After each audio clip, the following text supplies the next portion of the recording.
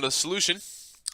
So under monitors, click on residual, and we'll see our absolute criteria here are 1 times 10 to the minus third, which is okay. It would be nice if we could get them a little lower, but for this simulation, it'll take a long time to get much lower than that. So we can leave these here for now. So we'll click OK. So the next thing we'll do is we'll set up a report for the integral of the pressure over the surface of the blade. That'll give us something we can kind of look at as the solution converges. So go up here to Solution, click on Definitions, New Surface Report, Integral. And so we want integral of pressure, static pressure on surface blade wall. And also click on Report File and Report Plot. Click OK. Finally, we'll go under Initialization. And we'll click Standard Initialization. Compute from inlet. And it'll fill in the values of the inlet. And then we'll click Initialize. And we do want to pursue the initialization.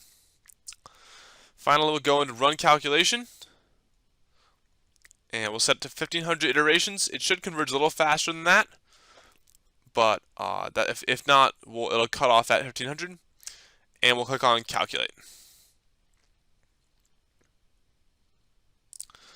And we'll see that it'll give us this report of this plot of pressure as we go. And it'll also give us these scaled residuals, which we'll want to see dropping down below that 10 to the minus third limit. If we go back to our pressure plot, we should see that hopefully it'll start converging soon.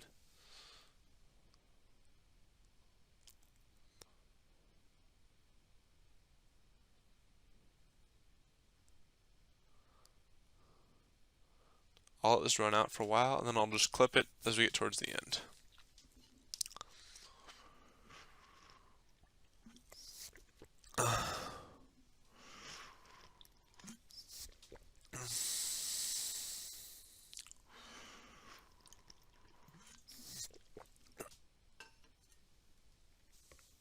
Go ahead and pause it. And so here we are at the end. My solution has converged below the threshold. We can take a look at that pressure integral, and we see it's been constant for a good little while. So our solution is done. Go back to Workbench, File, Save, and that's it for now.